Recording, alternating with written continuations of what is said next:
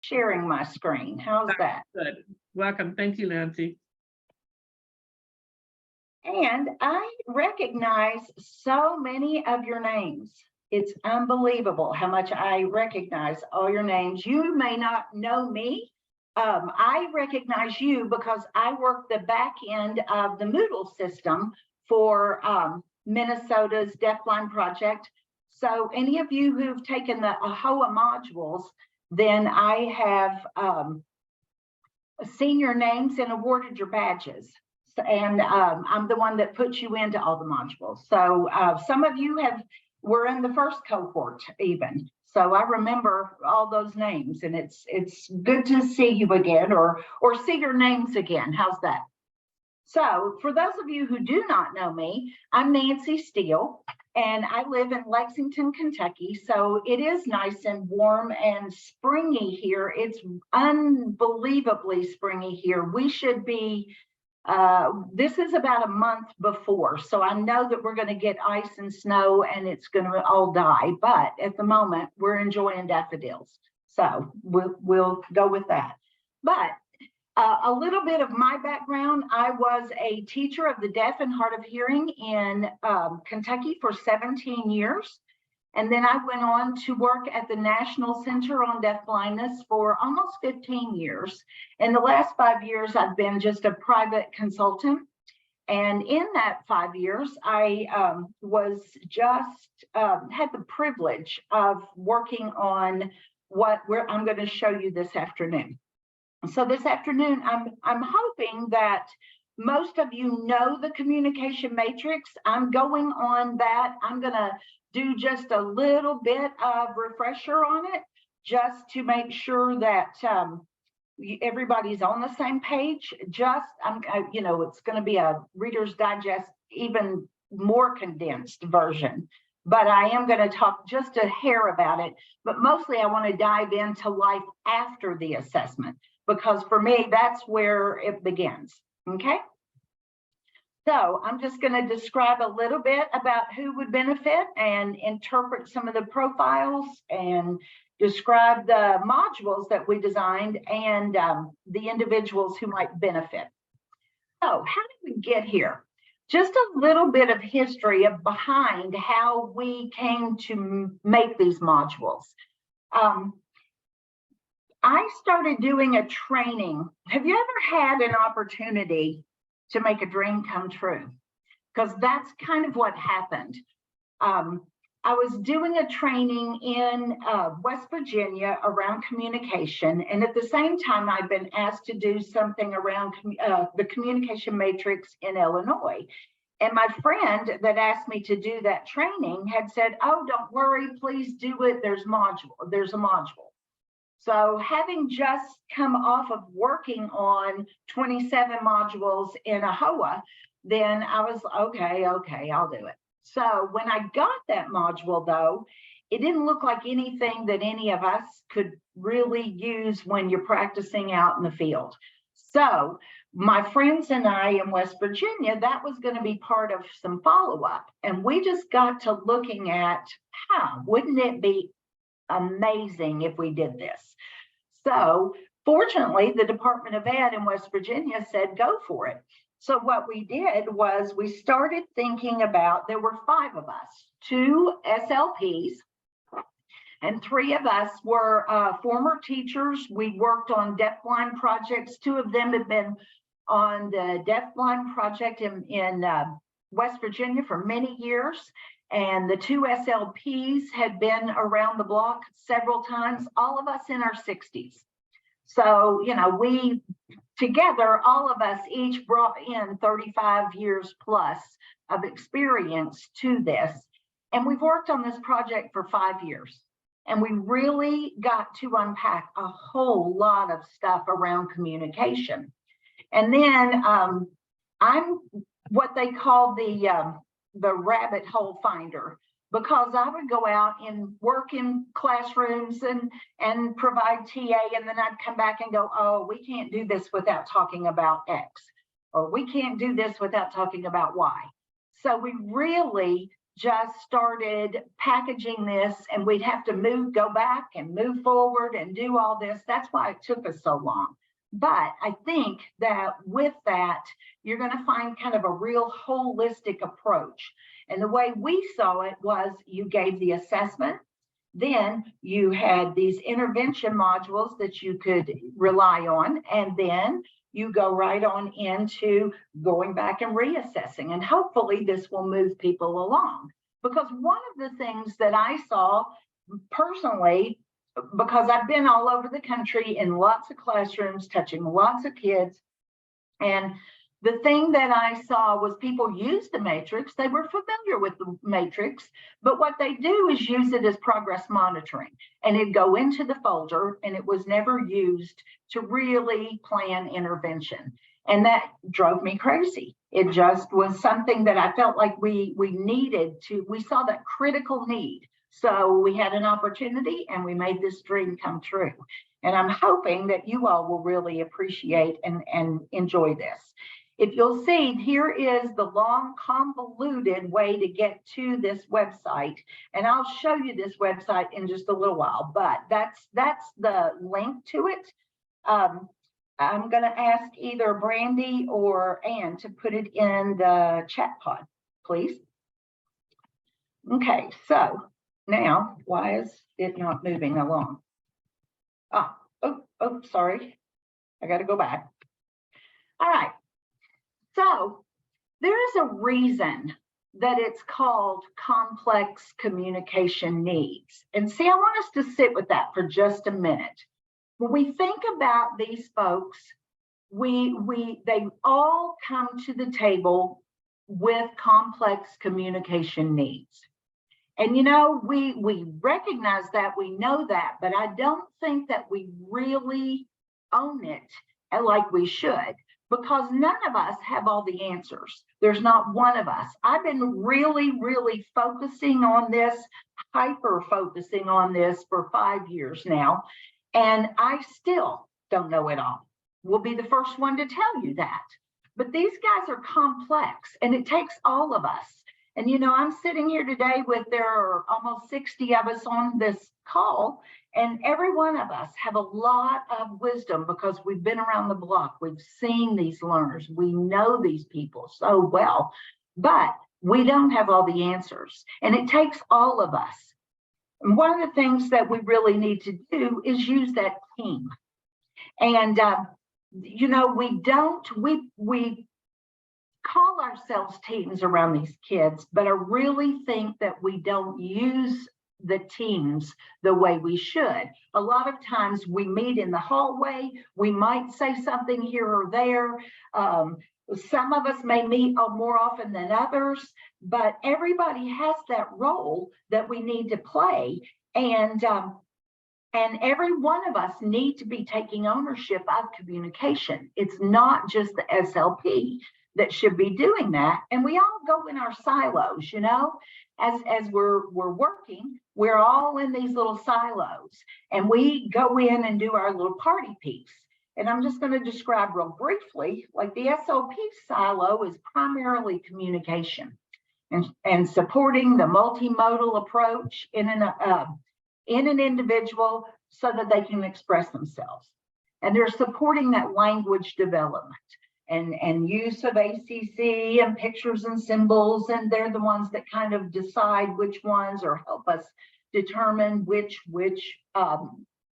device to use or how we're going to run this show. Then we've got the TVI, who's primarily understanding the impact of vision across those areas. And they especially hone in on those incidental learning opportunities and or lack thereof, you know, where so many of our kids don't pick up things incidentally and don't learn. And we all know that that's where most of what we learn is through incidental learning. And then they look at concept development quite a bit. The teacher of the deaf and hard of hearing, primarily understanding the impact of hearing, specifically the access to absent, distorted, or delayed information. So their communication, their language, academics, psychological, and social and emotional development. Then the special education teacher is primarily looking at learning and cognition. And the OTs and PTs are looking at those motor skills and positioning and understanding their impact on daily life. But communication goes across all of those areas. And it's the receptive piece and the expressive, the motor and learning. We're all equal partners in this, and we all need to own all of this. And one of the things that I've seen in all of this is that, we come in and we all have our party piece. We all have our agenda when we come in. And usually the teacher of the deaf or teacher TBI or OT, PT, we're coming in. We've got our lesson plan and we've got our little bag of tricks and we come running in and we do our thing. And then we run out and we don't necessarily talk to each other about that communication. So what happens in there is this. I come in, well, actually, we have a story in West Virginia where we knew of an individual that had 7 different service providers, and they were talking one day, and it came out that they had 7 different ways that the child had to ask for a Pepsi. And here's the thing, folks, that happens all the time because everybody is thinking, oh, well, I'll just ask him to get him to do it this way, and this is the way I do it, or whatever. And we don't really think about it from the kid's standpoint. And what we're doing to them is we're asking them to really interpret all of us and give us what we want. And that happens all the time. And then the next year, he has a whole nother set of service providers. So everybody's got to learn him all over again. So, that's really been a huge problem. And one of the reasons why maybe these kids don't move up on the language levels is because they're always having to reinvent the wheel or retrain all of us. So hopefully that is going to help us to coordinate some of these efforts. So one of the things I also want us to think about is what the individual needs, the team needs. And what I mean by that is that if the individual needs a voice output system, then the team needs to know how to use that. If the individual needs some sign language or some communication things, then the team needs to know it as well. So whatever the child needs or the individual needs, so does the team. And we always have to keep that in mind. So we always need to make sure that everybody is on board and understands. Okay, so this is the communication. We're going to talk a little bit about the communication matrix.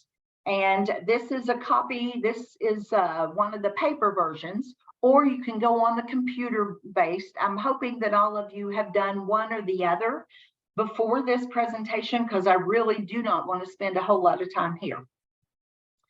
Okay, so the targeted population for the matrix is children and adults at the earliest stage of communication, regardless of chronological age or identified disability or diagnosis. So it's really focusing on those early communication attempts, that expressive communication. And individuals who use any type of communicative behavior, including augmentative and alternate forms of communication and pre-symbolic communication, and is not intended for individuals who already have some form of meaningful and fluent language. So the matrix explores 4 major aspects. So there are 4 reasons to communicate. There are 24 messages that someone expresses. It measures expressive communication only. And so it's the 24 messages that someone expresses in those early levels. There are 7 levels of communication at those early stages before you actually get to language. And there are 9 categories of behaviors that someone uses to communicate, such as gestures or hitting or pulling or touching something. So that results are presented on a profile and skills list after the team answers a series of questions. So down at the bottom of the profile are the 4 reasons. That's to refuse things that we don't want, to obtain things we do want, to engage in social interactions, and to provide or seek information. And then this is where the intents or the messages. So these are the 24 intents. And if you'll notice, the first 3 stages or the first 3 levels, there's nothing on the information. That doesn't come and doesn't start developing until you are at least at a level 4 and beyond. So the rest of these are the reasons, as you'll see, that they're all listed there. These are the intents, the reasons why we would communicate. And then there are the 7 levels. And I'm going to go into those just a little bit.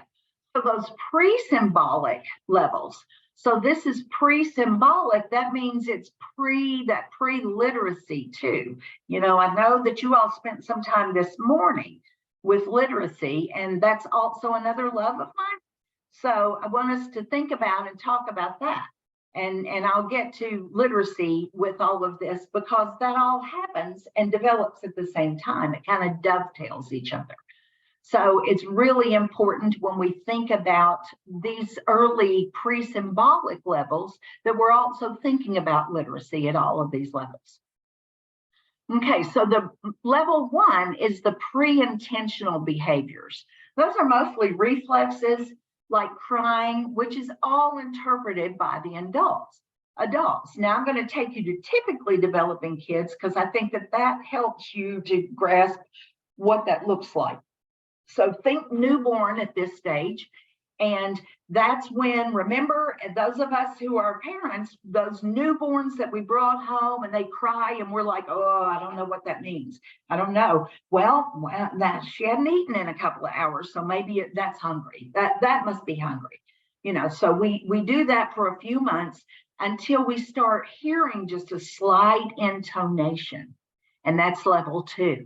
Then it becomes intentional. So they have different cries for different reasons. It's not purposefully communicative behaviors yet towards us, but it does communicate things. So they might kick or turn their head away. We still are interpreting this, but they don't recognize yet that we are communication partners. That comes in level 3, and that's pre-symbolic, non-conventional behaviors. So that may be, and a lot of our kids are there. Now I'm going to go back just a minute because I forgot to tell you that, you know, I've seen very, very few, even our all 5 of us that created this. We had lots of discussions around, we've seen very, very few level 1 individuals. And I think that that's because when we start looking for those behaviors, that automatically kicks you to level 2.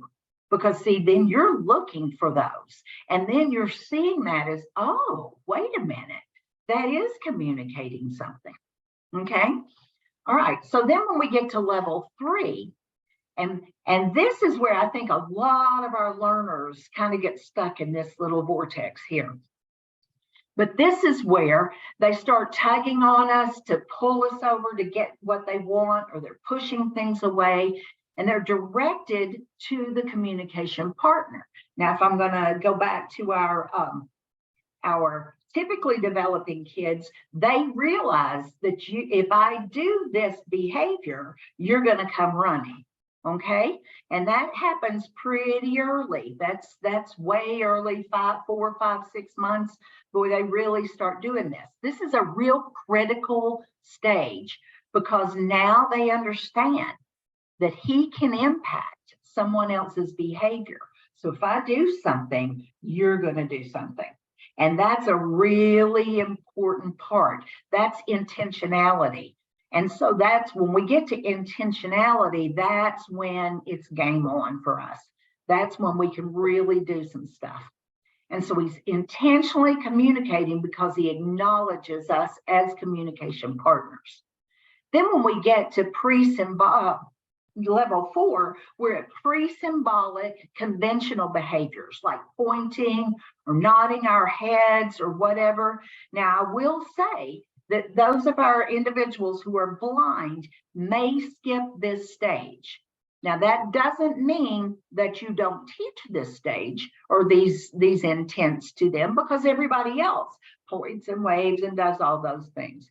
But when we get to more of the modules and such, I'm going to tell you that that's a team decision about how much time and energy and effort. If that's something that you all as a team feel like needs to happen, then go for it. But I really think that you need to think about, just know that if you do the matrix and there's nothing on level 4 and the child is blind, that's why, okay? All right, so then we get to symbolic, and that's levels 5, 6, and 7. And this is where we, in level 5, they start using concrete symbols that physically resemble what they represent in a way that is obvious to the child. This is our tactile cues that we use, and that helps them, makes they may feel like or move like or sound like what they represent. So those are concrete. Again, a lot of our learners, you might see on a matrix profile that they may not have a lot there, and they've gone straight into abstract level 6. So level 5 is where it's real concrete. If it's one thing, it means that thing. And so level 6 is where that's abstract. That's where the abstract symbols such as speech, manual signs, braille, printed words, these symbols do not look like, feel like, or sound like what they represent, but they're used one at a time. So we may use one thing and use it then, and that represents whatever activity we're doing. And if you'll notice on the left-hand side there are some tactile symbols that are abstract, and they represent different things like the spoon with eat, and see, there's looks like a pipe cleaner that they've used for want. And that, how do you represent want tactually? So that is very abstract, but as long as we're consistent with it and such, right? So then level 7 is where we start combining those symbols. So any sort of symbols, they may use braille, they may use printed words, they may use manual signs, they may use tactile symbols, but they're starting to order them in 2 or 3 symbol combinations according to the grammatical rules. And then once they get past that and start working with full sentences and such, then they are beyond what the matrix calls for. Okay. So now let's get into the 9 categories of the communicative behaviors. So they may be body movements, they may be early sounds, facial expressions, visual, where they may use that 3-point gaze, where they look at you, they look at something that they want, they look back at you. Simple gestures, the conventional gestures and vocalizations, concrete symbols, abstract symbols, and then into language. And if you notice, there's kind of a hierarchy there, and you'll see that when you see what we've done with the modules. Okay, so when you're scoring the matrix, there's either mastered, emerging, and if the child uses symbols either on cards or in devices, the score is based on what kind of symbol, either a concrete or abstract. So I'm not going to go into too much of that. You'll see that here's a profile, and it's pretty scattered, and there's the key that's up there. This is from the electronic version, the online version, and the gray was that he had already surpassed. So then the orange is mastered and the yellow is emerging. Mastered, you really have to be doing it in a variety of places with a variety of people. And then emerging, he may be doing it in 1 or 2 places, only with 1 or 2 people. And then if it's white, then it's not been used. And sometimes we have to play detective with that and wonder if, why isn't he requesting absent objects? Is it because he doesn't know about how to do that? Or is it because we've not exposed him to that? And sometimes that's the problem, is we haven't done that. So that's where we really have to sit down and think about these things.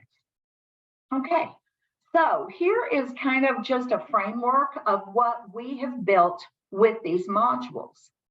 And if you'll see, all we call this the stairway to heaven. So these are the levels of the expressive communication, where you have all of them moving up the stair step.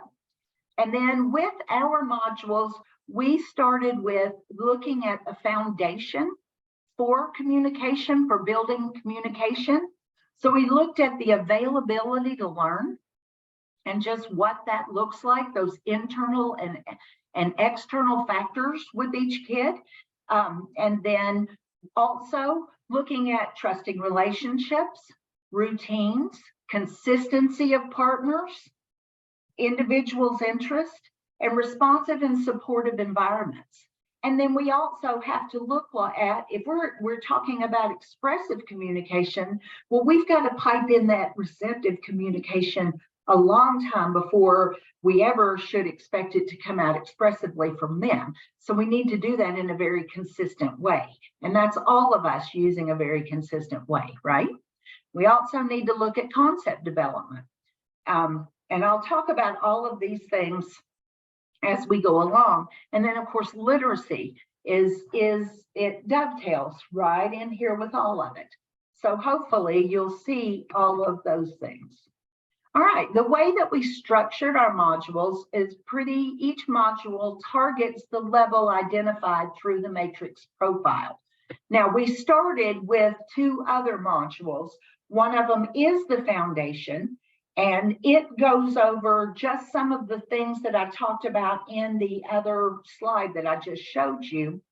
And then there's an essential strategies that goes into routines and child interest and things that we feel like really need to be embedded. Those are strategies we feel like should be across all the levels. So then when we got to the individual levels, then they're all structured in the same way. The basic structure follows that there are key reminders explicit to all the levels. So we talked about this is what happens in this stage. And then there's an overview for each specific level. There we go. And then we give you intervention strategies. We talk about the receptive communication that needs to be in place. As you're working on a particular level, you need to be thinking about the next level and what comes next and what you want them to do, because you've got to put that in there. And then each one of them have essential takeaways. All right, so with that, I'm going to get out of here for a minute, and I'm going to actually go to the modules. All right, so I'm going to stop sharing for just a second and share again so that I can get to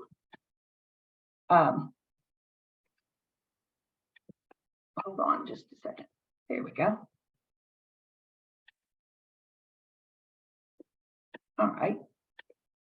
All right. So here we are. This is found on the West Virginia Department of Ed's website. And I'm going to trust that they've put this into the chat pod and you are able to get to it. I would suggest that you star it or put it in your favorites or whatever, because it's kind of convoluted to go through the Department of Ed, and they didn't make it any easier with their web address, but here it is. Okay, so in this, we have just a short introduction that I'm not going to go through. It's like 3 minutes long, and it really describes a little bit of how we came to be and our process and such like that. So it's worth the 3 minutes. And then you can always, we've got a real quick or a link that can take you to the Matrix website, so that if you need to do the assessment, then you can find it on their website, on the Communication Matrix website. Then there's a short video just from a speech pathologist that I worked pretty closely with as we were developing this. And she is actually the one that gave me the case study that we're going to look at this afternoon. Then we also have some things from parents that have just talked a little bit about what the Matrix has done for their kids. One of the things that we realized after we were working on this and as we were starting to pull it out is that not everybody knows the Matrix and how to administer and such. So we kind of did a very short little video here that shows about 30 minutes long that talks about administering the Matrix and what to think about and all that stuff. Then what we've asked people to do is to do this in teams, because once again, I don't want us to have 7 different ways that a child has to ask for a Pepsi. That's crazy, but it does happen.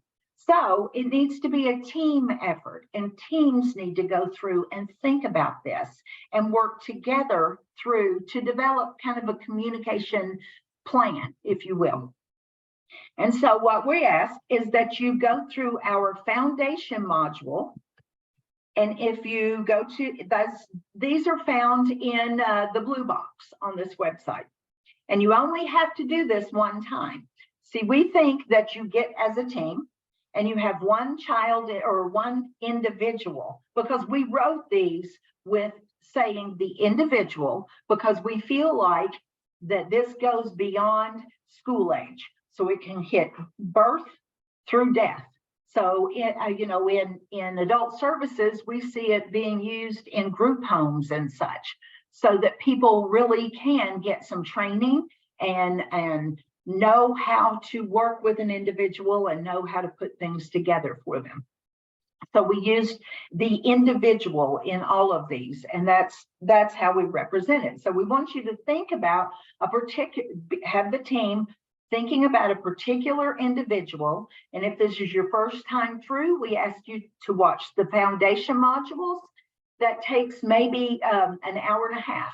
It's broken up into 3 different segments, and they're right here on the website, 30 minutes each for the 3 segments, okay? And then underneath there are all kinds of resources that can go with it. All right, so it talks about the concepts and how they're developed. And we talk about literacy in here, and likes and dislikes, and all kinds of data collection. So we've got all kinds of different things here that you can either use for yourself, or if you're talking to parents. And I didn't tell you yet, but we definitely feel like the parents should be a big part of this team too. And if there are siblings that, a lot of times as a sib, I can tell you I knew more about my brother's communication than the rest of the family, because I was always right there, and the budding teacher in me was always like right on it. So, sometimes there might be the aunt or somebody else in the family that spends a lot of time. That's who you want to be talking to you about the Matrix and getting the results from, because those are the folks that know the kid the best, or the individual. I really got to train myself on that. Sorry about that. All right. Then we ask you to look at the intervention strategies, the essential strategies. And these are just strategies that we feel like need to be in every single intervention that you're doing with the child. So this will take maybe 45 minutes. Now, once you do this one time with one team, you never have to go back and look at these again.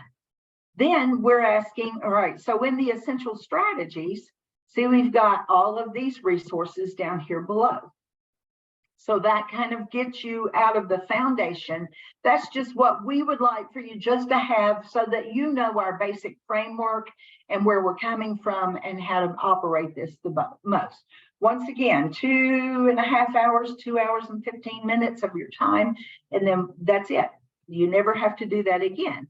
Then what you do is after you've done the matrix, so you've also hopefully thought about and worked through and decided which level you want to target. And we'll talk a little bit about that in a little while. And that's just where we're going to ask you to, let's say you're going to target level 3. Level 3 has 2 segments, takes maybe about an hour to go through those. Then if you look here, each one of our levels have an overview. And this shows it tells you what's going on at that level. It gives you the messages that are communicated, and messages are communicated through how are they communicated? Some goals for the partner, some goals for the individual, examples from communication and action. Then here are intervention principles for each level. And these are the continuing strategies and strategies to introduce and different tools, because we've got a lot of tools that go with each one. And then also essential strategies. There are takeaways, I'm sorry. So we've done that. We've broken it down. This is hateful with this website. Sorry about that. We have to go back in. Okay. Then underneath here too, we have strategies for each level. We've broken it down into the strategies that should already be in place. So the continuing ones, the ones you should maybe introduce in there, and then tools. So that's the strategies for level 3. Then in this particular level, we're introducing anticipation calendars. And so here are some resources around that. Assistive technology considerations at level 3. Here's different kinds of symbolization development tools that you can use, gaining attention, things that you might want to think about, making choices, other tools for level 3, embedding goals, cue dictionary or pre-symbolic signal dictionary. So we have lots of templates and such that we also think that you might want to use and would help you in that. Data collection, and then literacy is in each one of the levels. We have a slide in there. We don't go long and hard on that, but we do want people to realize and recognize that there's a lot more to literacy than reading and writing. And hopefully you saw a little bit of that this morning. Okay. Then we also have IEP, IFSP development guide, which that's something that the Matrix folks had already developed. Then we also, as we were, whoops, that's not the one I wanted. Sorry. Let me get, oh shoot, I didn't pull it up. We developed, I don't know if any of you are familiar with the NCDB's literacy website. I was the lead on that many years ago. And on the literacy website, on each one is always ask yourself for literacy. Well, as we were working on this, we started coming up with this laundry list of things that people should be remembering and thinking about and such. So we did an always ask yourself about communication. And this can be copied out and posted in classrooms, because these are things that everybody should be thinking about every day. Like, am I giving the individual opportunities to communicate throughout the day? As you're listening to this, Karen, who is our narrator for all of this, is an SLP with 40 plus years experience. And she says in there that we should be giving an individual opportunities to communicate every 15 minutes throughout the day. And now, if we think about that, we're not doing that with these kids. We know that. We understand that, but that's huge. Are we giving them opportunities to communicate? Have we thought about the supports? Have they been addressed and provided both for receptive and expressive communication? Is the child positioned correctly? Or are we positioned correctly? So all of these kind of things are things that make the difference in successful intervention and not. All right, so then the last thing I want to show you before I go back to the PowerPoint is there's a planning tool, and that's found on the website right below the green box. So the blue box is our foundations.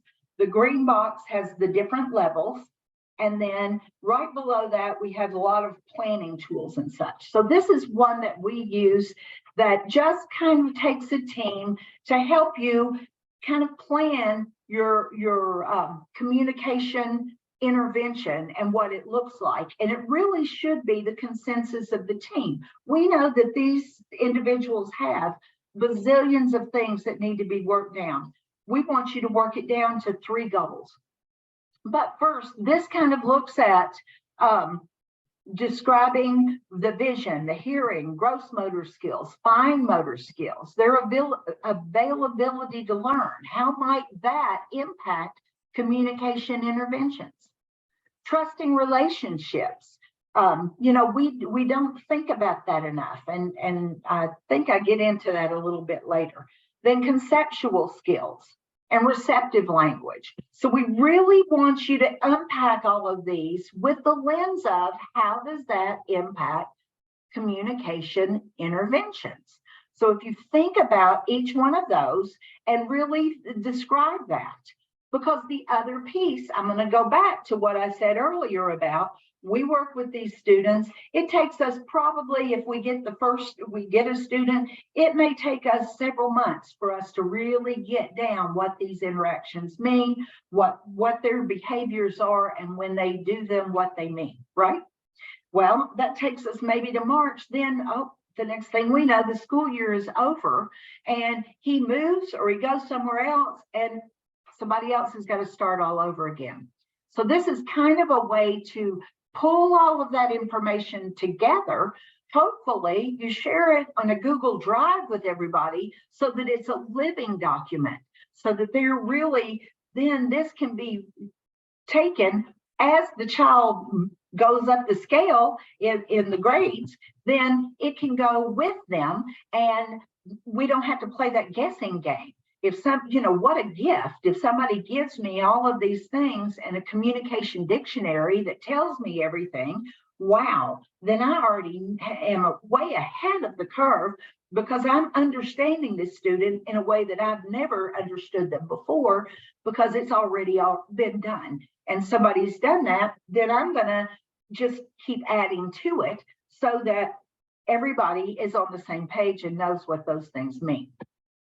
Then the next part of this activity is really looking at your matrix and really determining where you want to start your intervention. There is that level where they may be at level 3, but maybe we want to target some of these other things, because none of them are straight. All of them have those splintered skills. Do we want to go across level 3 and get all of those intents? Or he's really doing a lot with refusing and obtaining. Do we really want to focus our interest there? And see, that's a team decision.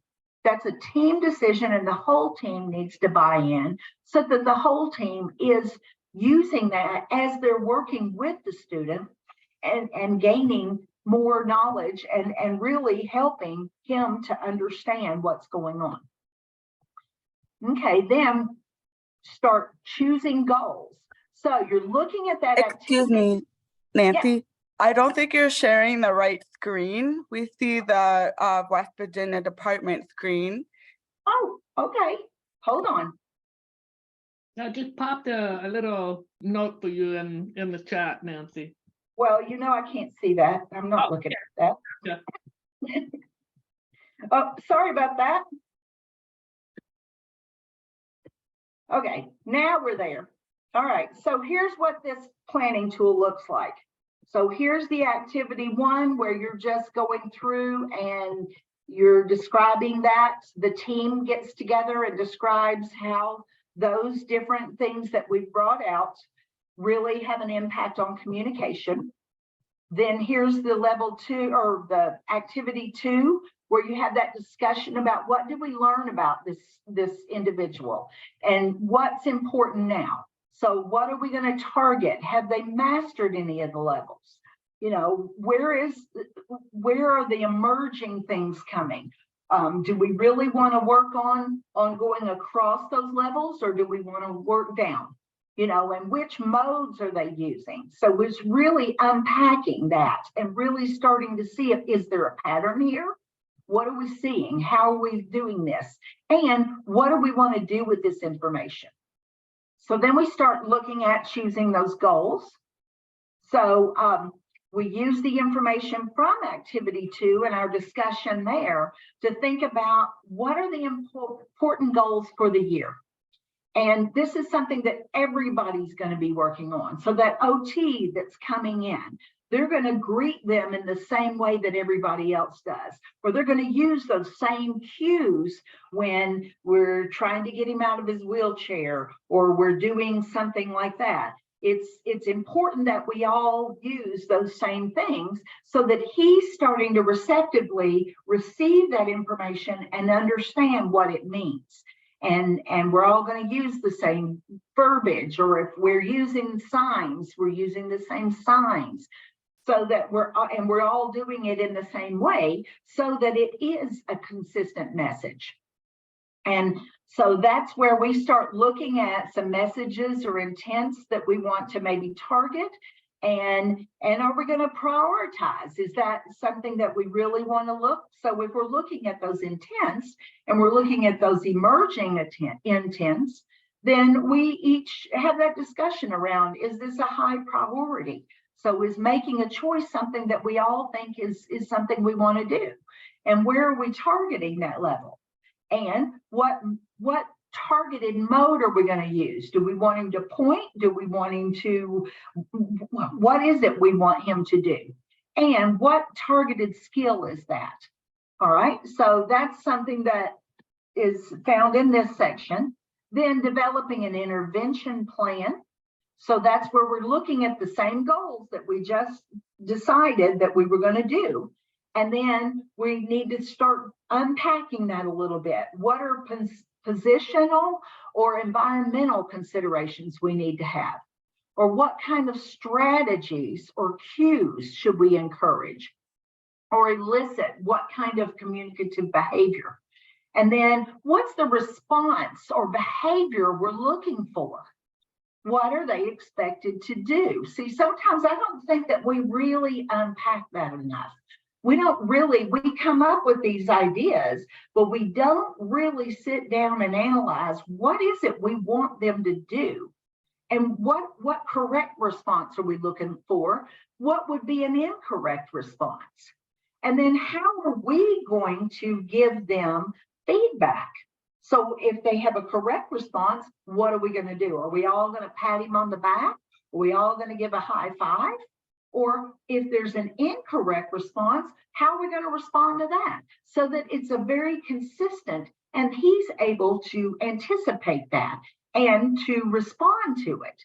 That's going to make his life so much easier and better.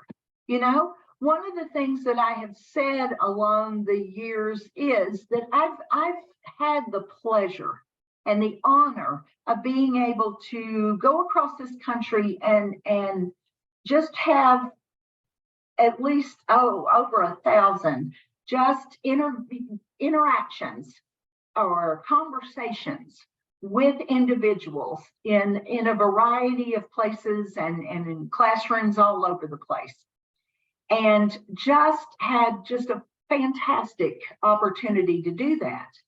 But you know what each one of those individuals have said back to me? Their message back to me was, would you adults please get your act together? And you know, it's because we haven't gotten our act together. And I'll be the first one to say guilty. But this is just our way of coordinating those efforts so that the kid can finally go, phew, I don't have to remember that you are the one that I had to do this with, and you're the one that I had to do this with, because that's what we're doing. And that's what we've been asking these students to do for how many years. So, that's one of the reasons why I'm so passionate about this, and the team that I worked with we were all very passionate about making this work and making it easier, because it's hard out there. It's hard in that day-to-day and trying to run and get it and go. All right, so I'm going to go through these real quickly, the last two, and then it's going to be time for that break. All right, so the last is activity 5, and that's where we start embedding those goals into the daily activities. So we start thinking about the day and what's the activity, what's the communication goal or goals that we want to address then, and what do we do to create that communication opportunity in this step. So that's where we really start unpacking that day and thinking that through. And then the last is putting it into practice. So how are we going to ensure that consistency among partners? How do we share that information among the team? Because that classroom teacher may or may not have an opportunity to talk to that OT as she's coming in and doing her work or whatever. So this is, we envision it as having some kind of shared space that people can put this stuff.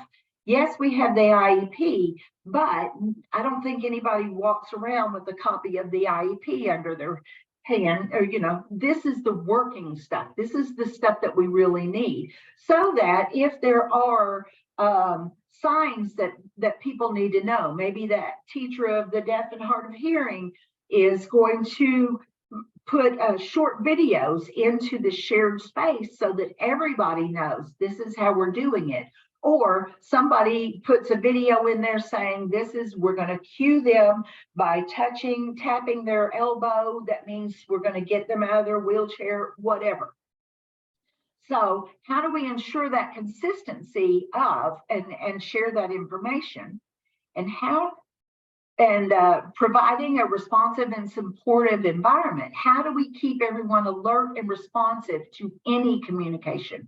How are we going to let them know that there's something new that's happened or whatever, that you really need to go back in and look at that drive before you come in or whatever? And then we're all responsible for data collection. So how are we going to monitor this performance? And who's going to be responsible for which pieces, so that it's shared? Because you know what? That 7 ways of Pepsi, that's not anyone's fault, but it's everybody's responsibility. And so with that, I'm going to stop sharing. And I think that it's time for a break, right? Am I right on cue, Ann? Yep, you're right. You're right on time there. Excellent. Let's take a quick 10-minute break, and then we'll come back up. And I really, really like how you are emphasizing the teaming aspect of things, Nancy, because our students have such big teams of people working with them. And so I think it's a great way to just kind of bring that up to the forefront and the front of our minds, is just to remember that teaming part. I know some districts some teachers have used shared drive. They've used Google Drive, and they put all the videos and everything in there, and that has helped the students tremendously. So looking forward to part 2 after a break. All right. Hey, friends, welcome back. There was a question in the chat, but I see Megan has helped answer that question, but I didn't know if you wanted to elaborate a little bit more on it. It's about the always ask yourself page. You can find that just about at the bottom of every level. We've put it in there in multiple places, and it's called Always Ask Yourself. So it's found in those resources on any of the levels, I believe, at the bottom, and then in some of the other places. So thanks for posting that. I can't see the chat, so if y'all have something to say, then Ann, if you'll alert me, because I can't see it. Yeah, Okay. I didn't realize you couldn't see the chat, so from going forward, I'll just pop in and let you know if there's questions. Okay. Okay, so now I'm going to go back to my PowerPoint. There we go. So, any questions from what I said in the first part? Hopefully, we're clear as mud. What I foresee too, we put a lot of different resources in there. Our friends in Georgia, one of my dear friends in Georgia that I've worked with for years, as we were working in West Virginia and we were getting close to finishing, then I called my friend Martha Vito, who's from the Georgia Sensory Assistance Project, the Deafblind Project there. And she and I have worked many, many years together doing various things. And she has a love for the Matrix and has always had a love for the Matrix.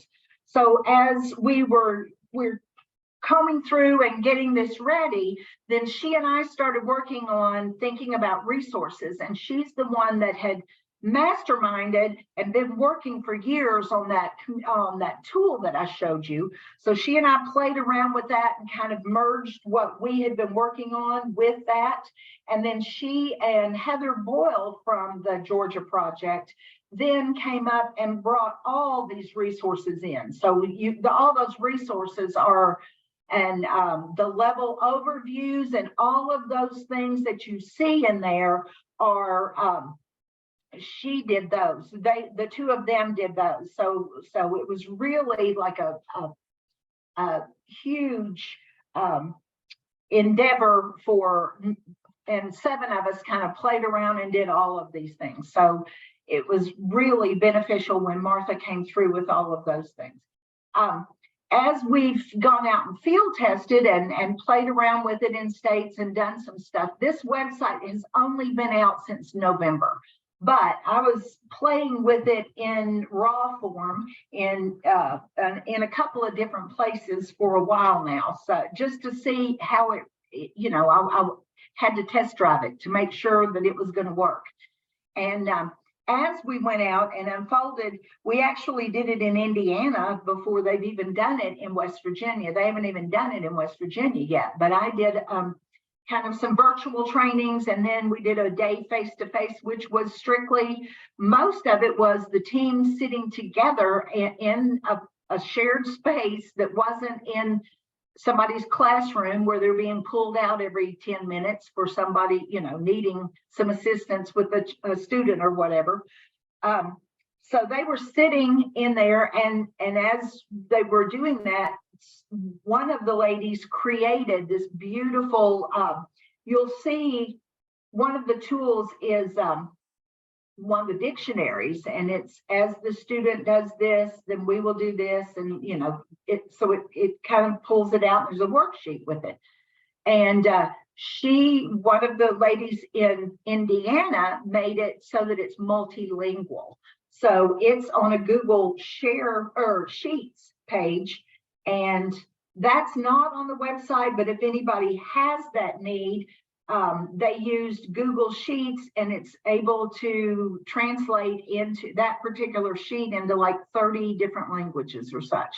So that's always a need for you to really be able to talk to parents about these things. So that, hopefully that will be something that can be used if anybody needs it. Okay, so let's get back and talk about a little bit more about the module structure and just kind of the levels overview. So, there in each module, there is an overview of the specific characteristics of individuals at each level. So all 7 levels. All 7 levels have some kind of video. It's just a short little video kind of showing you things of what you might see in that level or whatever when we're making a particular point. Then it talks about the communicative behaviors that should be at each particular level, the receptive communication development at each level, where to begin at each level, because sometimes it's hard. It's like, where do we even start? There's so many things. And then it talks about also the stages of communicative intentionality development in the first 3 levels. So trying to get them to that very important intentionality, and you have to get there before you can really, they have to recognize you as a communication partner first. So trying to get them there. Augmentative communication. We have looked at that, and the alternate forms of communication is included at the appropriate levels. Because, you know, for us, we feel like in those first few levels, before we get to intentionality, you really need to put away the toys, put away the switches, put away all of those things, and it's you and them. It's you and them really getting that interaction, really getting them to that place where they understand that there's that turn taking. See, there's that turn taking, that back and forth, that flow. And that comes from you being there and being that responsive person who's going to be working with them and wanting to pull that communication. And that they need to recognize that, yeah, I'm your communication partner, and you have things I'm interested in understanding. And that may be that they're flapping something around, or they've got a spoon and they're doing this. Well, you know, that might be where you start that conversation. That's how I start those conversations, is by getting my own spoon and flapping it. And I do that because that pretty much gains their attention. Not many people do that. So it's like, what? You're talking my language? So you have to start there. But we have to think about that before we start thinking about those switches and such. And you know, not to say that we're not going to use switches, we're not going to use that augmentative devices, but in those early levels, really, it's got to be hands-on. Okay, so the other thing that we did was we had the intervention strategies broken down, and you'll see the funnel. So there's a funnel that has that if you put these things, the partner, the individual, and the environment are all parts of that framework for those strategies. And so we put it there. And then these are all our little rabbit hole, and you'll see buttons, you'll see those little balls that represent, this is something that's about the environment, or this is something that the individual, a strategy for the individual, this is a strategy for the partner. So there are as many for the partner as there are individual, because, you know, we think about, we're doing those goals and the kids have goals. Well, it's us. We have those responsibilities, and these are the things that we need to do. Now, as we were going through this, I think I may have said this a little earlier, we did a lot of rabbit holes, because I would go out and talk to, you know, work with the team, and then I'd come back. You know, I'd work with this material with teams, and then I'd come back and go, whoa, we got to talk about these things. So these are some of the rabbit hole factors that we had. And those represent kind of the funnel.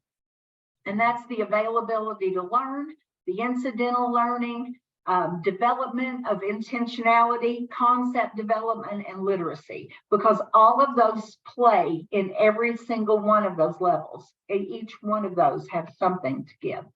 All right, with the strategies, there are overarching goals, and then the intervention principles, and then there's a strategy template that usually has a general strategy, that's hard to say, targeted behavior, and then the partner's response and what the outcome should be. And these we've embedded kind of, there should be within the routines that should be developed. So each one of them talks about routines and how what that routine should maybe look like and such. And then dictionaries. So there's step-by-step instructions and examples. And then calendar systems. We start those at maybe level 4. I think we start with anticipation calendars, and then we kind of go up to other calendars as we progress up the levels. All right, then data collection in each, an IEP and IFSP considerations are specific to each level. So we've talked about each one of those as we do it. Then we talked about the availability to learn. And what I mean by that, most of you who've gone through the AHOA modules, that's where we talk, that's module 5, where it talks about those internal factors. And the internal factors might be that they have a lot of cavities or problems with their teeth and they hurt, but we don't necessarily know that's why they're crying, or that they have a stomach ache or headache or different things like that. Or maybe they have seizures, things that are going on the inside. Or maybe they're very nervous, so it really, those internal factors are one of the things, plus the external factors. Maybe we've got them placed by the heater and it's blowing on them, and we really haven't thought about that. Or how the heat will buzz or fan will buzz or whatever, and that might be driving them nuts. Or maybe there's a tag on their shirt that's itching and making them crazy. So we've got to look at those internal and external factors, because those things, you think about yourself. If you're sitting there and you have on a wool sweater and you're itching, then you're in a chair and you're uncomfortable, your mind starts looking at those things, and I don't care how dynamic whatever else is going on, you're focused in on those things. So we've got to think about those factors and kind of try to eliminate or take care of those so that we can make them available for us to teach them something. So many times we come straight in and start our instruction, and we have to stop and think about these things and getting them to those positioning places and getting them where they are comfortable or where they can really get in and learn with us.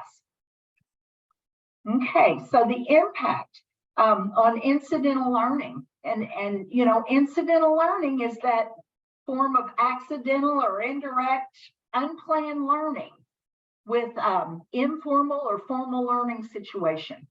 So, we take that for granted so much with this population. We've got to stop and consider incidental learning and how much they know or don't know and how much we have to teach them.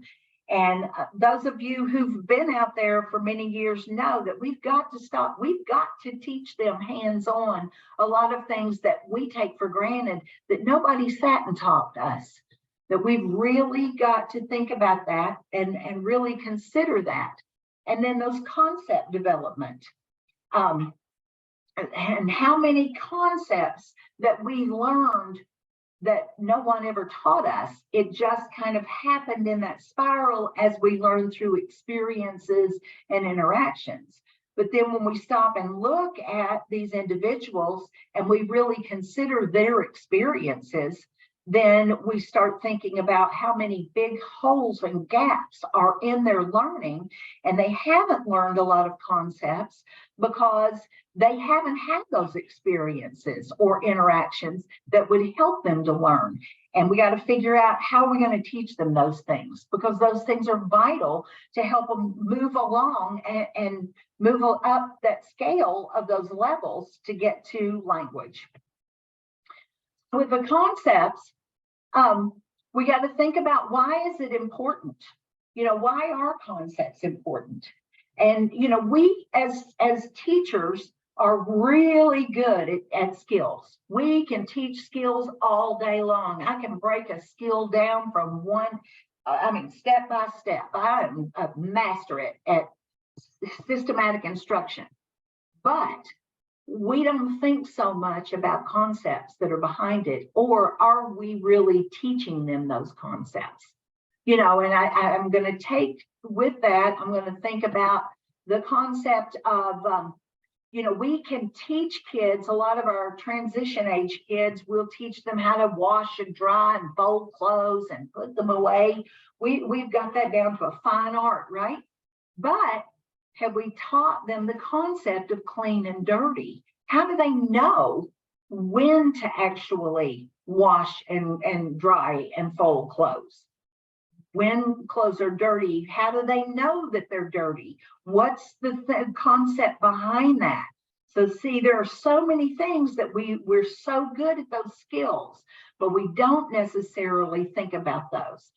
Then we think about the complexity of concepts. So there's concrete concepts, then there's semi-concrete concepts and abstract concepts. And that we get into in the module. So I'm not going to go into all of that today, but just knowing that that's in there and understanding those tangible concepts from where objects exist to how they have a function. So we're really thinking about those and important concepts to really consider, especially with our deafblind population. We've really got to hone in and think about those. Okay, so literacy. You know, literacy and language and communication are all connected. And in typical development, literacy develops hand in hand with communication and literacy. How early did your own kids point up there and go, see those golden arches and, oh, McDonald's? Well, guess what? They were reading their environment. That's literacy, folks. That stop sign. How many things like that did they just pick up? Because that's abstract forms of communication or of communication and literacy. Literacy is abstract. So really thinking about those things, there are a lot of things that go into literacy, not just reading and writing. It's how to hold a book, holding it the right way, turning pages, doing all of those things have to do from left to right. So all of those things have to do with literacy and developing it. It's the difference between the success and failure a lot of times. So the individuals who need targeted intervention for expressive communication will need targeted intervention for developing literacy.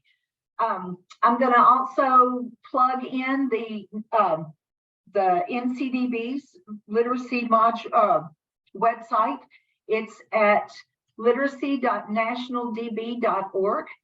And on there's a literacy checklist. So that once again, just like you're looking at the levels here, you use that checklist, and that's how it shows you where on the website to go to look for strategies having to do with literacy. So see, those two can go hand in hand. As we were developing that literacy website, the very first one is building a foundation, and one of the strategies around that is communication and developing communication. And really, I kind of view this work that we've done with the communication matrix as that's the prequel to that body of work. So that we just took that and just expanded on what that communication looks like. And so that's where some of this comes from. So these modules also focus on the development of expressive communication and touch briefly. So we don't go deep and dark and long into literacy, but when you get up to levels 5, 6, and 7, you're going to start seeing where, I know y'all did Tar Heel Reader today, this morning earlier. So that's where that starts coming into play. And that's where you start looking at those things. But in the earlier ones, then we're showing you other things. Not to say that you can't use Tar Heel Reader with an individual who's in an earlier level, but it's in your thought of why are you using it. If you're using it as exposure to literacy, then absolutely, that's receptive. And you absolutely, how many times do we talk? Do we say things before we ever get it out of kids?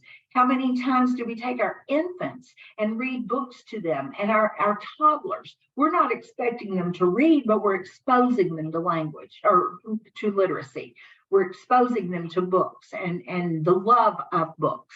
So that's the same thing that we're doing here in these earlier stages, is you're exposing them, not really expecting them to be reading War and Peace at levels 1, 2, and 3, or 4, but thinking in terms of that's that connection that we're trying to make. That, yeah, by the way, when you're doing these things, you're also developing some literacy skills around, okay?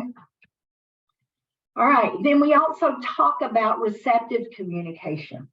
And what is receptive communication? And we kind of give an overview of that receptive communication development with strategies that are specific to each level. And then how to help support receptive communication, because we kind of feel like that's very important as well. And then we have each one of them have essential takeaways that are at the end of each module. So the essential takeaways are the critical must-knows for successful intervention at that level, so that they were always looking at what are the things that we need to do. You know, when I talked earlier about how we structured these and how we saw them being used, you know, there is that place where you're thinking about, you've gone through the foundations, and you've also gone through the essential strategies, and then you're starting to really think and unpack some of how we're going to do this, which level are we going to target. And that's where you might look at some of the takeaways. You might look at that overview of the copies that are right under the actual modules that we have. And that might help you to determine, oh, this sounds more like our kiddo. And we might have targeted this one, but we might need to go back and look at this one, or we look ahead a little bit. But these kind of help you to kind of determine what may be what you need to do. Okay. And then there are other supporting documents that we have along the way, which are the always ask yourself. And like I said, those can be found under each one of those levels. And I think maybe on all of the places, it's all over the place. It's the same document, but we didn't know how people would be using those. So we wanted to make sure that we gave people an opportunity to do it if they were only in one level or whatever. Then we have a likes and dislikes, which hopefully a lot of you have seen from the Washington Sensory Assistance Project. And then we have also a reinforcer assessment. If that's not, you know, if you'd rather have that, there's a symbol hierarchy. There are things on touch cues, object cues, routines, so that not only for yourself, but also so that you might download that, copy it out, and it's talking points that you might do with parents or families. And then we also want, you will find an acknowledgement list of the wonderful experts from across the country. We know Design to Learn and Project Salute. They had some excellent stuff that we looked at, and I guess, would you say we stole from, or we borrowed heavily? How's that? Okay, so now let's get down to a case study and a little bit about this situation. This happened before, a couple of years ago. I was in a particular school district in a state, and I had been working with a student with deaf blindness in that school district for quite a while. I had been called in to ask to work with that team around that student, and I started using some of this. By that time, we had this in rough draft, in PowerPoint or in Google Slides, and really had kind of most of the content going, but I wanted to test drive it out. So I was test driving it in this particular district around a couple of different kids. And when they asked me to come up to the high school, so I had been working in the elementary school with this one young lady, and we were doing fairly well there.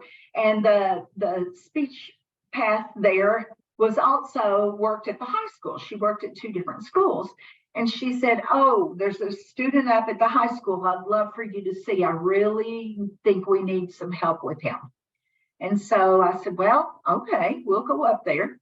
So we did, and I went up there and quite frankly saw one of the ugliest routines around bathroom I've ever seen in my life. It was very painful, very, very painful.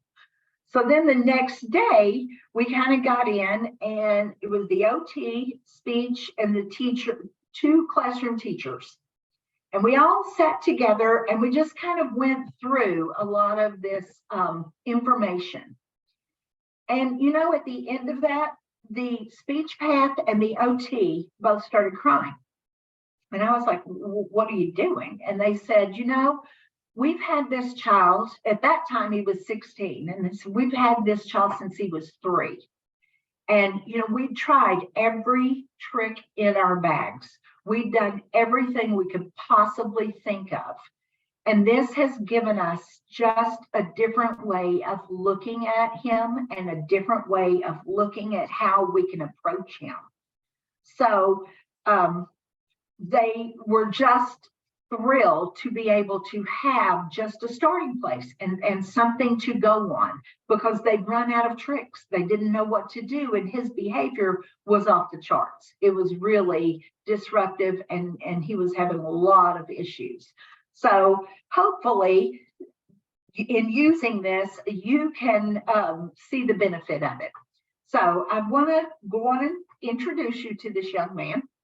He's 17 years old, and his diagnosis is he has autism, and he's blind. So he has severe optic nerve hypoplasia, and he's legally blind. He's got a mild to moderate hearing loss. His sensory system is very dysfunctional. He has severe sensory seeking behaviors. He has a spoon that he takes around and he waves a lot. And that's his kind of like security blanket. If he has his spoon, he's in a lot better shape than when not. Apparently when he was younger, he walked around with a fork, but they managed to slip it and change that up because the fork was a little bit dangerous. So he had no form of functional symbolic communication. He's got delayed echolalic scripts that he goes through, and they're not really nice. There's a lot of ugly words that kind of come out, you know. All right, so now if we're looking at that planning tool, this is kind of where they put in some of the things that and started plugging away. So with the vision, he's legally blind. He sees some large objects like furniture and feels around if he drops something. And then his hearing is mild to moderate loss, so they have to make sure he's seated in the right way so that he's getting the best that he can. His gross motor is pretty normal. His fine motor, he feeds himself finger foods with no really significant deficits. His availability to learn, some days he comes in and he's just alert and active and ready to go. And other days he walks in, he falls asleep and sleeps all day. Or any mixture where he sleeps part of the day. When he's alert, he often scripts inappropriate words or song lyrics, or is physically aggressive. And he's so very, very unpredictable. Trusted relationships. He has created some trusting relationships with his primary teacher. And his teacher has taken the time to try to understand his students' attempts to communicate. So we feel like that's really been a part of why he is trusted. He's also a big husky male, and this is a kind of getting to be a big guy himself. So he's rather needed. They need that big male that can help to maneuver him. Conceptual skills. He has limited understanding of common objects. He uses that plastic spoon for self-stimming, and he sits and understands the use of a chair. He plays with some sensory toys and loves music. He can hit a switch to activate music with assistance. So he's just starting to do some of that. He does not seem to understand any kind of tactile symbolic schedule. And he wears diapers or pull-ups. And then his receptive language is he understands some simple one-step directions. So he knows to sit down or stop or no, or it's time to eat, time to go home, stand up, those kind of things. Okay, so here's what his matrix looked like. So you can see that the first two stages he's mastered, and he's mastered refusing or rejecting, request more of an action, and request more of an object on level 3. And then he's also got some that are emerging. So requesting new actions is emerging. Requesting a new object is kind of emerging. Making choices is not used at all. And then requesting attention or showing affection is also starting to emerge, and even some of it is starting to emerge at level 4. So they chose to mastered all of the expresses discomfort, comfort, and interest in people, and protesting, and continues actions and obtains more of something at level 2 and attracting attention, and then level 3, refusing and requesting more. So where did they start? You know, they had some things that were emerging, and the requesting the new action or new object, and requesting attention and showing affection were all starting to emerge. And so they just had to think through some things first. So the first thing they had to do was think about that availability to learn. He's very dysregulated, his sensory system, and he's seeking sensory input the majority of the time. And he's sensory seeking both visually and tactually. So with that spoon, and also tactually, touching things and stuff. So he holds that spoon as comfort and often waves it in front of his eyes. And I think that's just kind of that, oh, okay, this is going to help me settle down. This helps me.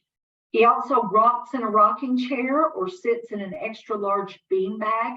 So that's also another place where he's getting that proprioception and really helping him to regulate his system. He wears those slip-on croc-like shoes, and that kind of helps him a little bit, I think, to feel more grounded without it being too tight on his feet. Apparently, when he puts on real shoes, it's too tight for him, too much. And in the winter and fall, he will not take off his jacket. He really likes that pressure around him. He really likes to have that sense of something around him and holding him and keeping him where he's feeling a little more sense, you know, regulating his body. And then he tolerates deep pressure in his feet and will request it when it's repeated, for it to be repeated when you start doing some deep pressure on him and stuff. Okay, so those external factors, he has 4 younger sisters, and they often fight. So that's definitely something that, you know, he's around and he's with and stuff. The car ride to school, they're in that car, in the van, and sometimes he's kicked out the window in the van. He's done that a couple of times, I think. The frustration from not being able to communicate. He has been very physically aggressive with both the family and the staff, and it's gotten pretty bad, I think. You know, the parents are very, they don't know what to do. They're really even considering putting him in some other situation and taking him out of the home, because it's been so violent and so bad. And the environment, sometimes lighting or noises or tactile input or lack of tactile input can set him off. Those are those external. Internal is illnesses and just sensory factors, and sometimes the medications and side effects, and you know, them trying different medications to try to balance out all of these aggressive behaviors and such. They will make him sleepy, and a lot of times he'll sleep all day, and you know, so therefore it's hard to reach him when you can't get him when he's really sleepy and such. So what they started to do was started looking at strategies that they introduced from level 3. So they had to really start thinking about how to look at those routines and really unpack them. And a lot of times people will say, yeah, we have routines, but we really had to stop and task analyze those routines and really think about it step by step by step. No, really, we got to unpack it a little bit more, folks. So we really had to stop and think about those routines and what happens in each routine and what's expected of him and what's the next step so that he starts to get to know that routine. And, you know, with us, and you know, think about COVID and how your routines were busted. Now think about these kids. I don't think that we know routines so well that it becomes so rote, we don't even have to think about it. And I'm going to take you to your driving. You know, think about when you were 16 and learning how to drive. And now think about your driving today. And the only time that you really think about it, well, see, I don't think we really teach our kids routines so that it becomes so rote to them that they can do it on their own. And we can multitask through routines because we know so well. We can drive, we can, you know, yell at kids, we can put on makeup, we can talk on the phone, we can sing to the radio, we can do all of those things at once because we know each one of those so well. And our kids, I don't think, know those routines well enough so that it still feels like this to them. And like it's happening to them and not that they're doing it systematically.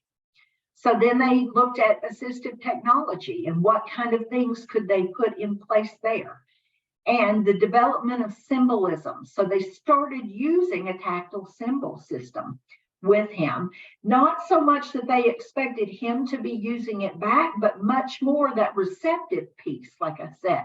So that he's feeling it, he's knowing, oh, this is what we're going to do next. So that he knows, okay, when I do this, or when they give me this, that means we're going to go and do that. And he can get himself mentally, emotionally prepared to do whatever that routine is. Then they decided they needed to put in making choices.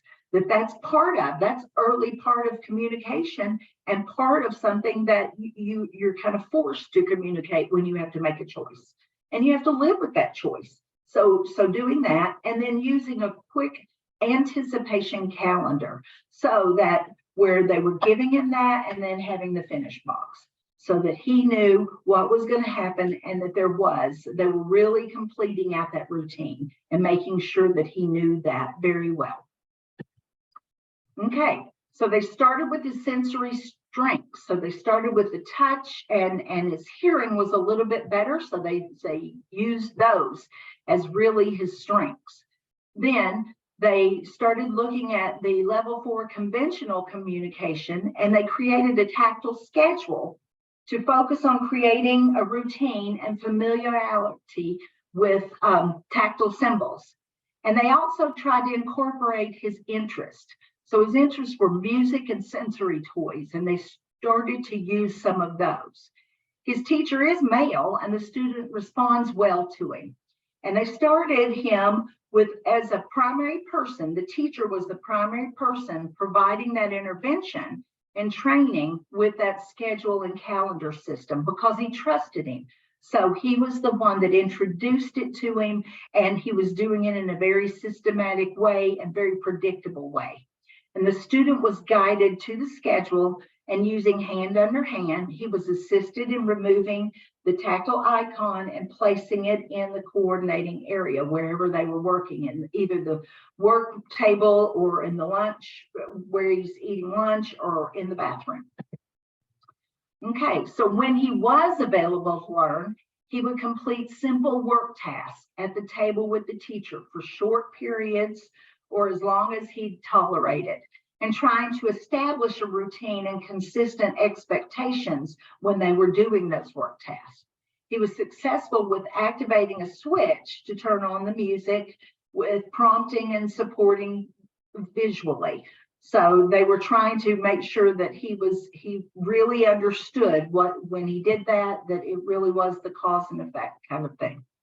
And they used those tactile icons for the main events within his day.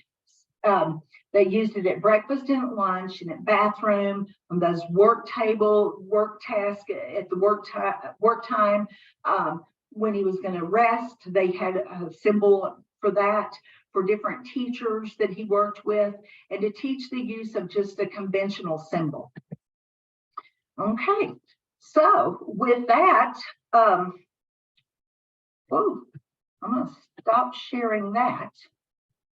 And I want to, let's see, does anybody have any questions? I haven't looked at the chat.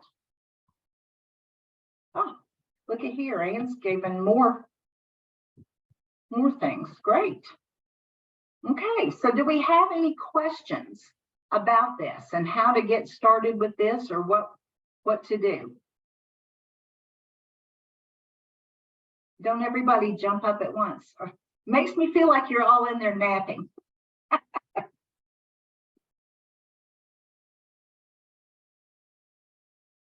Anybody? Well, I can always go back and look at. We have a question. I'm gonna spotlight the person who's asking you the question. Perfect. Did you want to ask? You're muted. Muted. Your sound is not on. Sorry, I wanted to ask, how often do you meet? Do you meet once a month? Do you meet weekly on this student to set up this matrix? How much I mean, it sounds great, but it's a lot of time commitment, I'm It thinking. is a lot of time commitment at first. And what I would say is up front, it's going to take a little bit of time. Okay. I would say it might take, and this is where you would talk to your administration, whatever, and get some in-service credit for it, is what I would, that's how typically it would be done. Perhaps your Deaf-Blind project might be able to set up something with that, or some. Anyway, you need some upfront planning time, and it should be used as professional development, because not only are you learning about this student, you're also learning about communication and putting that together.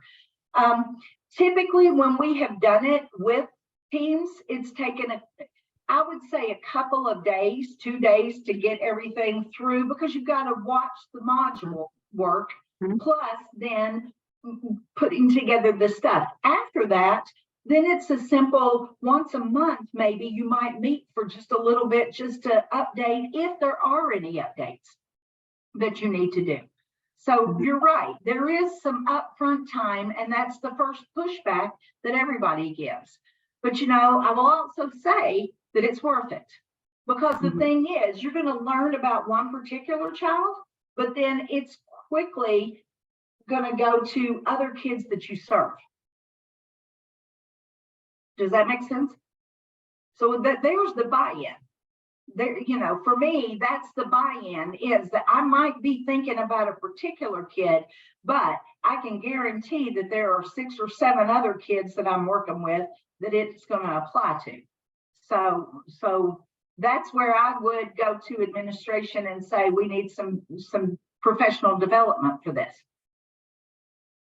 And that's, one of the things that I'm doing from my end is I'm going to start targeting like state departments to say, look, if you expect these teachers to do this work, you're going to have to give them that time. You're going to have to help them to plan, because these kids are complex. And these are also the same kids that didn't get anything through COVID. A lot of them, not in Minnesota, I'm sure, but in other places. How's that? Okay, any other questions? You have a comment in the chat, and it's from Kelly Bredican, and she says if it is front-loaded with adequate amount of time, it would be better implementation and future effort will be made. Absolutely. That's exactly it. And that's what we think about it is up front. Yeah, it's going to take some time. It's like, when you're building anything in your classroom, any kind of programming that you're doing up front, it's going to take you a little bit of time to make materials, do all this, that, and the other. But the payoff is well worth it in the end.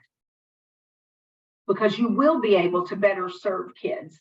And, you know, one of the other passions we had is that there's such a critical need out there for teachers. There's a teacher shortage, and not everybody comes in knowing this information. You know, a lot of speech paths will tell you, we weren't trained in this in our schooling. We just weren't. We were trained in a lot of other areas, but we really didn't get down into this nitty gritty of how to get this language development going. So, you know, hopefully this is fitting that critical need as well. And, you know, once again, it's nobody's fault, but it's still everybody's responsibility. I think that's a really good point. Many, I think, teachers and educators were not trained to work with kids with multiple disabilities, including deaf blindness. And right. So teachers of deaf, hard of hearing, often the focus has been on academics and literacy, and not necessarily the need for, you know, the strategy for kids who have multiple disabilities and deaf blind. I do see someone raising their hand right now. Kim Sims out there has a question. Oh, it's my friend Kim. Hi, Nancy. I have two thoughts. So my first thought is, so we had 5 students who are deafblind come up all at the same time. And they're now in preschool. This was a couple of years ago. And I really encourage teams to use the communication matrix when they're transitioning from that birth to 2 into 3. Our teams wanted to use a different tool. And at the time I was like, okay, I really wish that I would have pushed more for the communication matrix to be used. But that being said, I also need to do education to the early childhood team, the birth to 2 team, to understand the communication matrix. So I think there's some teaching too, and some necessity to get this in the hands of the early childhood special educators. My second thought is, okay, where was I going? Sorry. Oh, we just did two assessments for our deafblind students, and actually our vision team, all 5 of us, Nancy, watched all of the 7 hours worth of videos, training videos on the website that you shared, the West Virginia website, just so all of our, and we did it for PD, but so all of our team could be on the same page and also talk intelligently about it. That way, if any of us serve students who are deafblind, we all know how to use it and understand. Oh, awesome. Well, what'd you think, Kim? It was great. Thank you. Like this is just super, super helpful because we actually have 2 students in evaluation or who were in evaluation, and the team, I shared this link with the team for the West Virginia website, and they were able to go through it too. And it just helps us move forward in planning and those interventions. You talked about the importance of communication. We actually have a student who, he was crabby and fussy, and we just didn't know why. And the interviewer finally figured out he was hot. Oh, by taking off his layers of clothing, he totally changed and his demeanor changed. So it's just those little things, right? That communication piece. And he is, you know, more in the level 1, between level 1 and level 2 stage, but just fascinating. So anyway, that's my 2 thoughts. So. Well, and the thing is, you said y'all went through all 7, and we really we don't recommend that you go through them that way. We recommend that you go through it thinking about a particular student and using one at a time, you know, whichever level or levels. And we did, and we are doing that per student, but for our PD, we needed to we had to have all 7 hours. And so I think it was just a good overview for all of us. And then we had time to think about it and reflect. So that's why we did it that way. But when we do a certain kid, we do the matrix, and then we look at the interventions per. Perfect. So. And those strategy sheets, the overviews will help with that. I think just now you can go back and reflect on those and look at those and grab them out of there. For sure. Instead of having to go through all of the thing again. Right. Somebody asked about training available for SLPs on just the matrix. And you'd have to talk about that, I think. As far as the training goes on just the matrix, I think there's some things already on the communication matrix website. There Um, are. Yeah, and so I just put that link in the chat here. I think there's a way that you could create a professional learning community and go through the communication matrix together, and then also follow up with the modules from West Virginia, like what Nancy has just presented about. Is there anything else that you would recommend doing? I mean, if you wanted something specific, I think that's something that we could figure out. But if you're wanting to kind of create a, like a cohort or something where you can involve not just maybe the speech language pathologist, but also other educators, I think this is a really good tool to get you started with. Well, and one of the things I also want to say is that while we're here today for deafblindness, and most of us, or the 3 teachers of us, were very well versed in deafblindness and knew deafblindness, we did not write these specifically for deafblindness. There are a lot of the resources come from the deafblind world because that's where we knew resources, and we're hoping that as this grows that other disability fields might bring in other things to use. So just know that it is not, because I know that everybody on this call have other students besides children that are deafblind. So just knowing that the matrix covers it all. So, and we tried to make sure that that happened when we wrote the modules.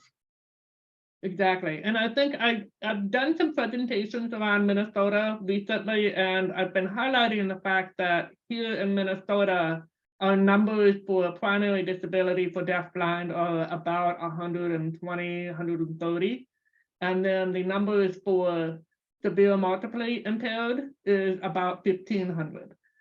For primary disability. So within that category, we probably have students who have combined hearing and vision loss, who have not been identified as primary deafblind. And so that is the other reason we, like Nancy said, we want to be sharing this tool out with more than just students who are deafblind, or the teams that are just deafblind, because sometimes in the process of doing an evaluation, you recognize that the student actually is deafblind. And so we want to be able to use all of the different tools that we have here to really make sure that our students are getting the access they need. And just like what Kim said, I mean, making sure that they have a way of communicating, even just the basic need, hey, I need these layers up, I'm too hot, and so the communication matrix helps teams to come together and really kind of look at this through the lens of a collaborative work. The whole child is what I would say. And it's funny that Kim said that, because right before we came on, I had on a sweatshirt and I was like, oh God, I can't wear the sweatshirt and present. I will just burn up. I know that halfway through, I'll probably pass out. So I get the hot thing and it makes a difference. It's that availability to learn or to instruct in this case. Exactly. Are there any other questions? If people would like to turn their camera on, if they want to ask a question, or if they want to put something in the chat, they can do that. Otherwise, I'm going to start wrapping stuff up. Nancy, did you want to add something? Right. The only other thing, and I just lost it. Never mind. Must have been a lie. Okay. Maybe. Brandy. Oh. This is Brandy. Oh, I don't have anything to say. I just wanted to pop on camera. And thank you for coming, Nancy, and sharing all of this great information. Oh, well, I just have a little bit of a passion for this, just saying. The other thing I did remember what it was is you folks also work with other people in your school districts and such. So please share the information. Please share wide.